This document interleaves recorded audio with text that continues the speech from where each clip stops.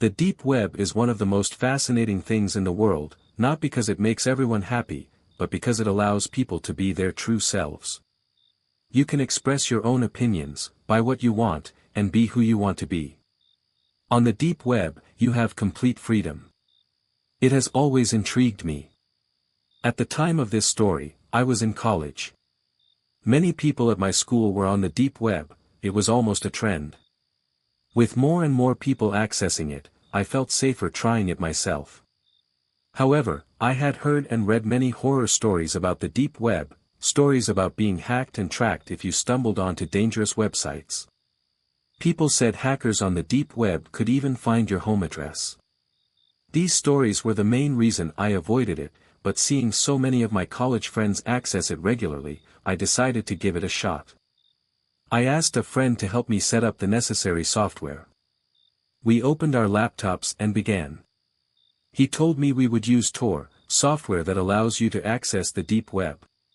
He also asked if I planned on doing anything illegal. I said no, and he explained that in that case, I wouldn't need Tails, software for illegal activities. A while later, everything was ready. I had a new IP address, and my friend explained the do's and don'ts.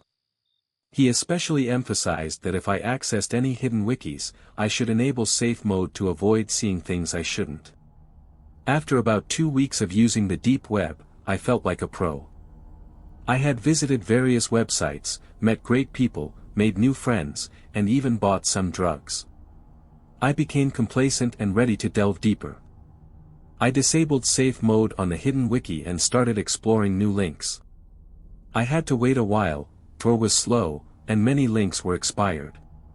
Finally, I stumbled upon a website called Gore. Essentially, it was a large chat room with various, disturbing topics. My mentality was pretty strong, I had seen violent movies and gore online before. I realized this site was truly sick. The people in these chat rooms were actual killers bragging about their actions. You could also post pictures. One man, with the username Warrior045, was holding court in one of the chat rooms. He was telling a story about breaking into a family's home, kidnapping a little girl, and brutally murdering her parents by hiding and waiting under their bed. He then recounted taking the girl to his home, abusing her, beating her, and carving marks into her body. Initially, I didn't believe it was true, but then he started posting pictures. They were the most horrifying images I'd ever seen, close-ups of a small girl, 8 to 10 years old, abused, beaten, and cut with a knife. He continued posting pictures of the girl tied to a chair, bleeding and crying. Then, he posted a photo of himself holding a drill to the girl's skull. The most haunting detail was that as he performed this horrific act, he looked directly at the camera with a gleeful expression. I'd seen enough. I started typing in the chat room, "You guys are sick and deserve to die. How can you sleep at night after doing this?" Immediately, the chat room erupted in mockery. They called me a worthless kid like the girl in the pictures and said I shouldn't be in the adult section for real men. Then, Warrior045 typed, "Oh yeah. Where do you live, buddy? I'm sure everyone would love to see you on this website." Stupidly, I replied, "I'm calling the police, and they'll shut this site down." After a minute, the website went black, and a green text box appeared. Someone named Admin1 typed, "Call the police, and you'll regret it." I didn't reply and reached for my phone. What happened next still haunts me. I received a text message. It read, "Call the police, and you'll die." The sender's number didn't appear, it was just a blank space. I looked at my laptop and realized my webcam was on. I quickly covered it, but I saw a picture of myself looking at my phone on the screen. I was shocked and frozen. Then, Admin1 typed, "Put the phone down now and turn on the webcam." I put the phone down but didn't turn on the webcam. He typed, "Alright, fine." He then posted my full name, age, and home address in the chat, adding, "It'd be a shame if you and your friends went missing." I complied and turned on the webcam. He then instructed me to do something to my computer so I could never access the website again. I followed his steps. Afterward, another message arrived, "Now don't try to come back." Like before, there was no number. I tried calling the police from my friend's phone, but they could never find the website. If you're accessing the deep web, be extremely careful. I was foolish and hope no one else makes the same mistake. I moved and changed all my personal information, but I still have nightmares. The police tried to locate the website, but every attempt failed. I had found it by randomly clicking links, making it nearly impossible to retrace my steps. They advised me to change my information and move in with a friend. After changing almost everything, I moved in with a friend named David. He was honest, hardworking, and focused on his studies. David was also one of the few people I knew who wasn't heavily involved with the deep web. I told him about my horrifying experience, and that's why he agreed to let me stay with him. One night, we were both up late studying when my phone buzzed. The text message read, "Check your computer." The sender was unknown, like last time. A simple request. I opened my laptop and realized I couldn't control the mouse cursor. It moved on its own. Someone had remote access. I tried various commands, but nothing worked. I noticed the person controlling my computer was downloading software. I assumed it was malware, but I couldn't do anything. My phone buzzed again. "Look out the window." I was sitting next to a window, but I didn't know which one he meant. I looked out the nearest one and saw a man in the parking lot leaning against a white van, holding a phone. He nodded when I looked at him. My phone buzzed again. Type in and hold report any file simultaneously to run the program. I called David over to show him. He was just as worried. With a man standing outside, we couldn't do much. He urged me to call the police, which I did. They said they'd be there soon. I didn't run the program. Another message, "I'm coming in if you don't." I didn't know why he wouldn't just do it himself since he was controlling my computer, but I didn't ask. I was 99% sure it was spyware and harmful. I refused to run it. David grabbed a baseball bat in case the man tried to break in. 5 minutes later, we heard someone trying the doorknob. It was locked, but then we heard loud banging. We panicked. I looked out the window again. The man and the van were gone. The banging intensified until we heard a loud crash down the hall, followed by footsteps that faded away. I got another message, "I'll be back." When the police arrived, they told me to look at the door. I followed them into the hall and saw my name carved into it. They started investigating the building, and a tech specialist even examined my laptop. He managed to shut down and remove the strange software, saying my laptop wasn't safe anymore. Important files were hacked and corrupted. We wiped it clean, and he checked my phone too. Like before, he couldn't identify the sender and said they'd have police patrol the area. The next day, I returned home from college, exhausted. David wasn't home yet. I went straight to my room and lay down. As I closed my eyes, I heard a thud in my closet. I looked up, heard nothing else, and lay back down. Minutes later, the closet door flew open. I bolted upright and saw a man in a mask walking towards me. I ran out of the room, slamming the door. I ran outside, started my car, and drove away as fast as I could. By the time the police arrived, the masked man was gone. My apartment was surprisingly untouched, nothing was stolen. 2 officers were assigned to monitor the building.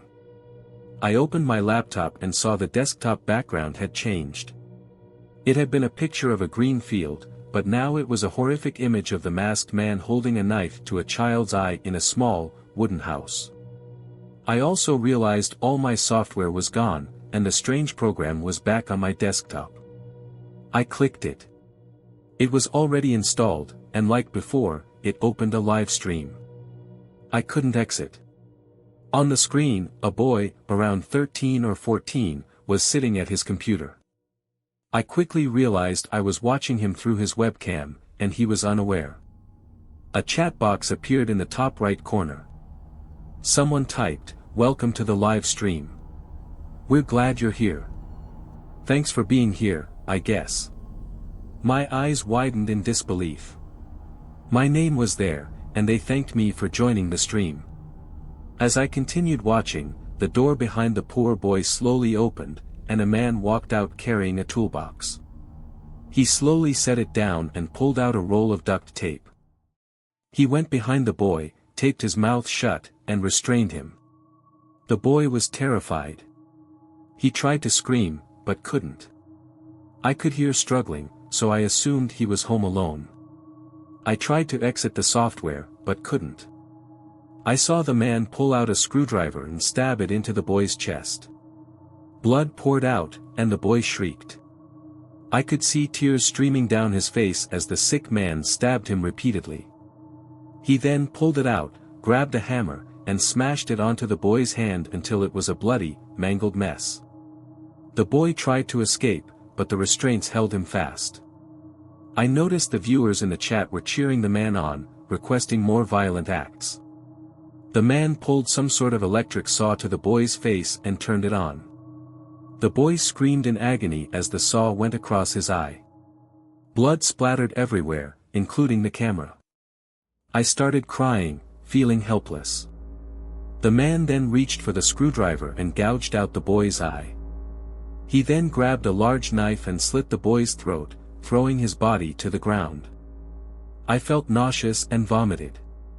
When I looked back at the chat, people were typing horrific things like, "Oh my God, that was amazing. Thank you so much for doing this." The software closed automatically, leaving me with that sickening desktop background. I was sweating, hyperventilating, and shaking. I hadn't realized my phone had been buzzing with notifications. I checked and saw hateful, abusive messages from my family and friends. I called my mom, and she screamed, "You sent that sick, disgusting video to everyone. I can't believe you do something like that. I've called the police." I felt even more nauseous. Those monsters had sent that video to all my contacts, making it look like it came from me. They'd ruined my life in minutes. When the police arrived, I explained everything. They quickly cleared my name. This time, they were serious about finding these monsters. About a month later, 4 men were arrested.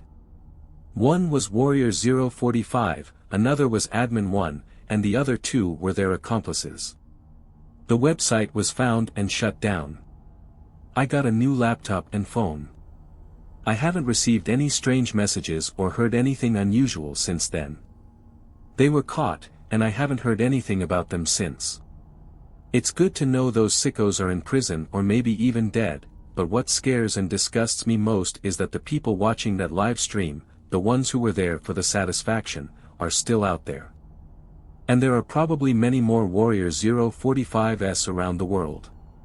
Be extremely careful if you explore the deep web. The more careful, the better.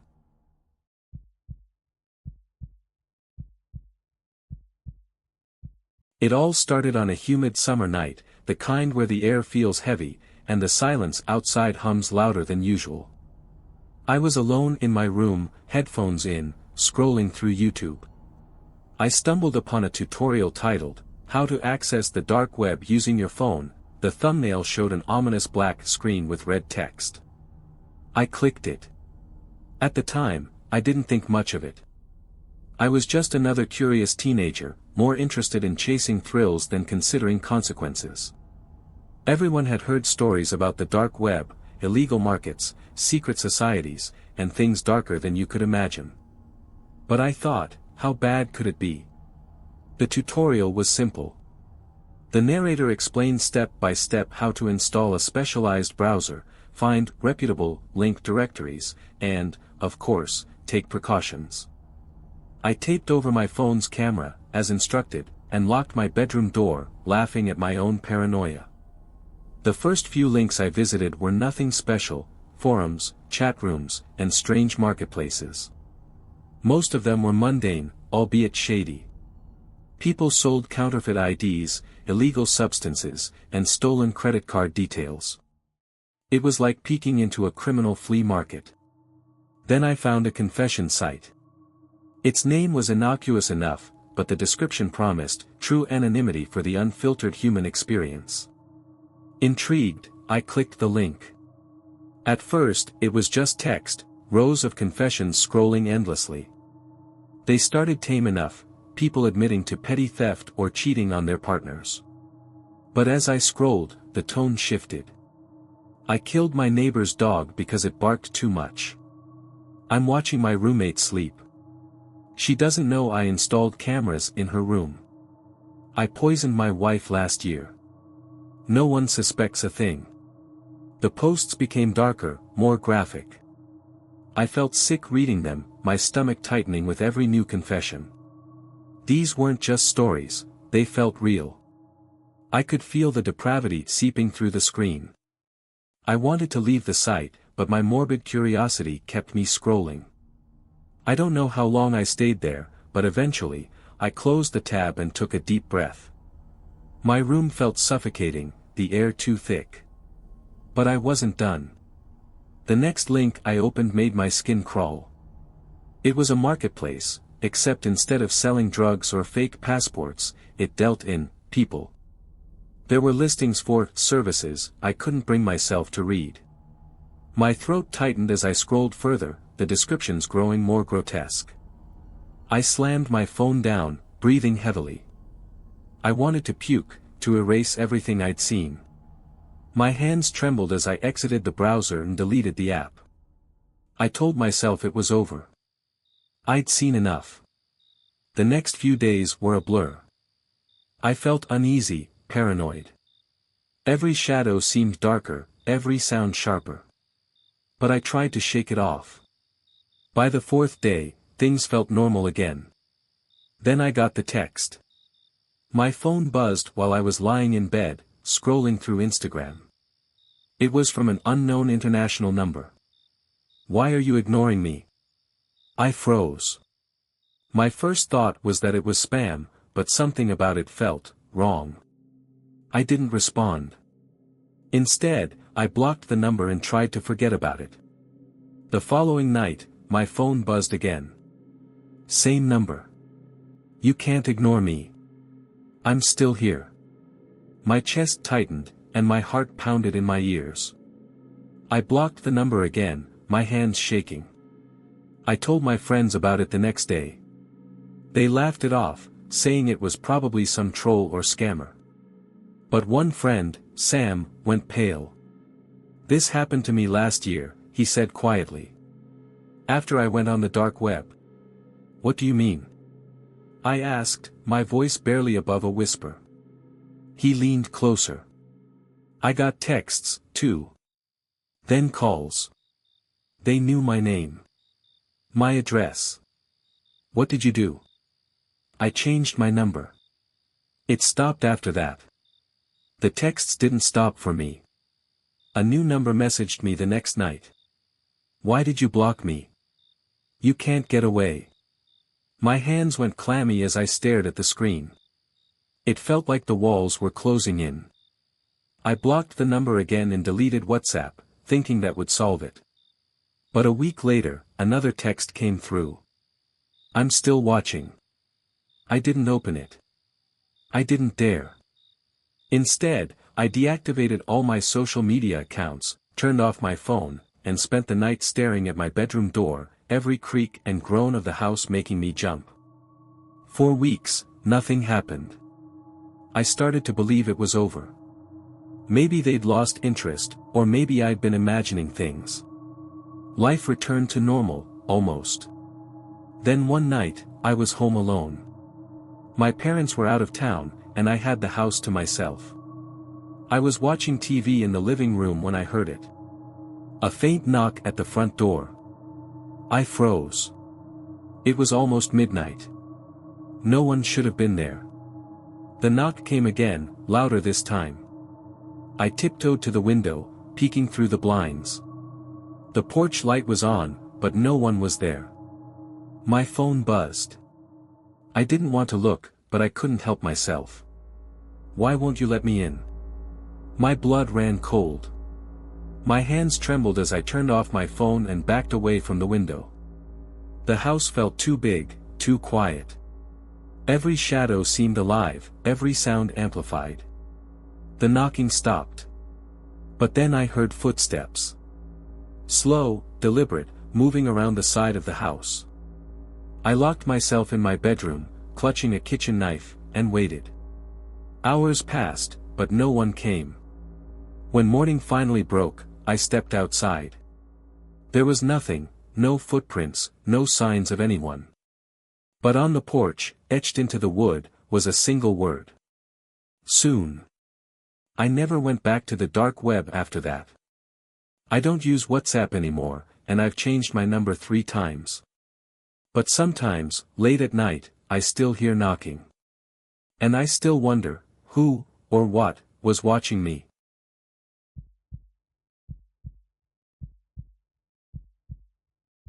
The room felt normal that evening, quiet, dimly lit by the glow of my laptop screen. I was in my rented apartment on the edge of the city, far enough removed from the bustle but still connected to the lives of millions online. It was late, close to midnight, and the air outside was chilly, the occasional rustle of wine through the trees breaking the silence.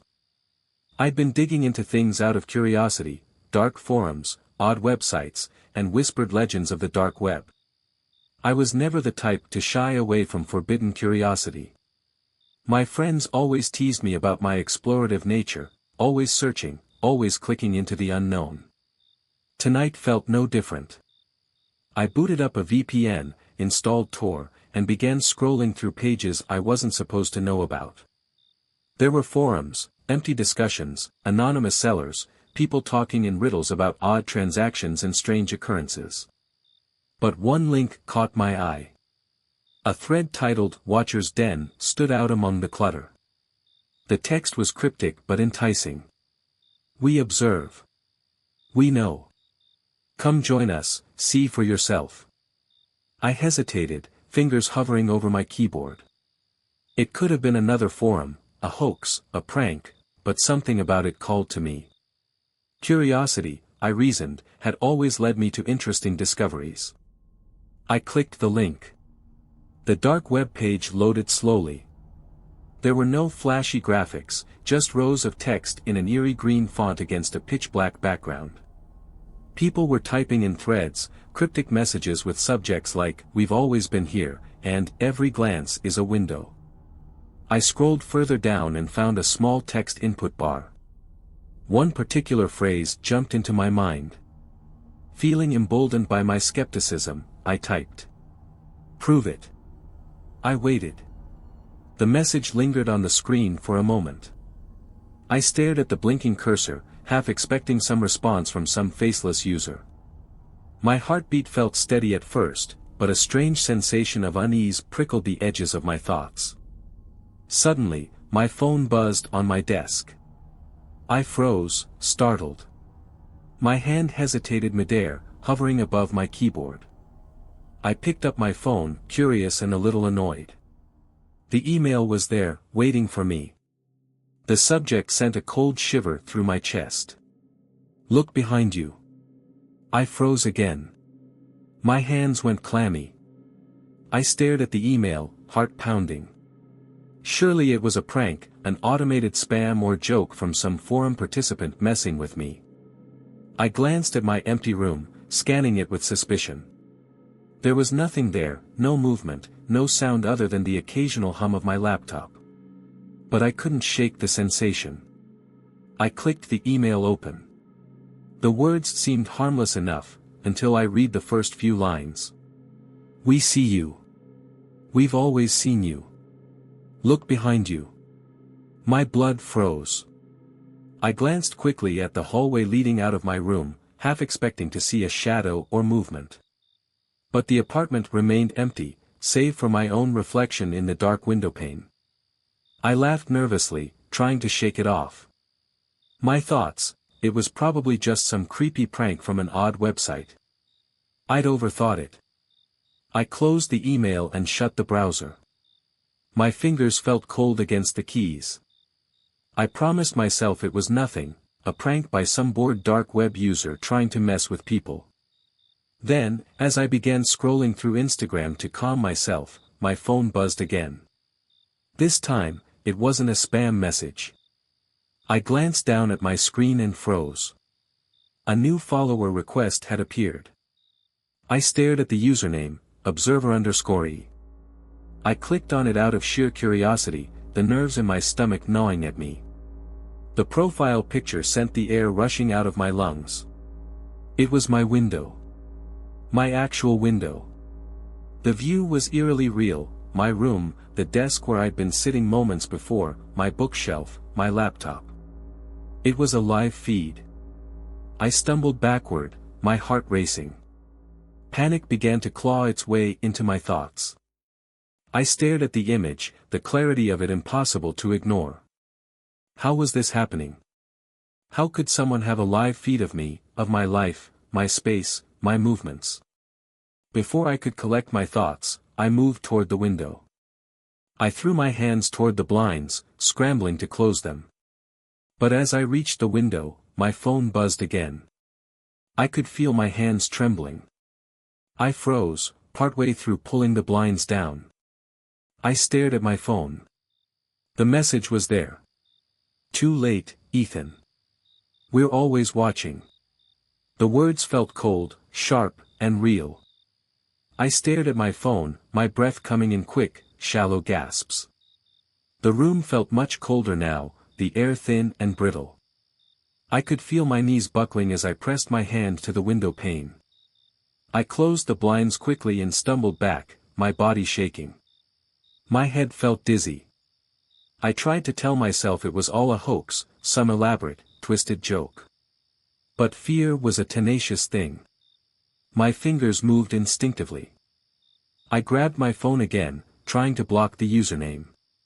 But before I could, my phone buzzed again. This time, it came as a direct message. You can't escape. You can't run. The words burned into my chest. I closed my phone and put it down on my desk. My body felt hollow, my heart still pounding. I searched for logic. A hacked account? Maybe it was a glitch. Maybe I was being paranoid. But it didn't feel like paranoia anymore. My body didn't feel steady. My mind kept replaying the image, the profile picture, the live feed from my window. I didn't sleep that night. Every time I closed my eyes, I could hear the sound of my own breath and the faint sound of typing. The next day, I decided to check everything, logins, social media, account passwords. I reinstalled apps, changed my phone settings, and ensured everything was locked and protected. But nothing seemed to calm me. I shared my story with a close friend, Sarah. She listened intently, but when I showed her the Instagram profile, she just stared. This has to be a prank, Ethan. People can fake these things, especially online, she said, her voice gentle but firm. But she hadn't seen the image. The feed. My window. My life. It wasn't fake. Even now, I can't shake the sensation that someone is watching me. Every time I walk into a dark room, I glance at the window. I listen for typing, for whispers. And every time my phone buzzes, my heart sinks. Because I know what the message meant. They are always watching.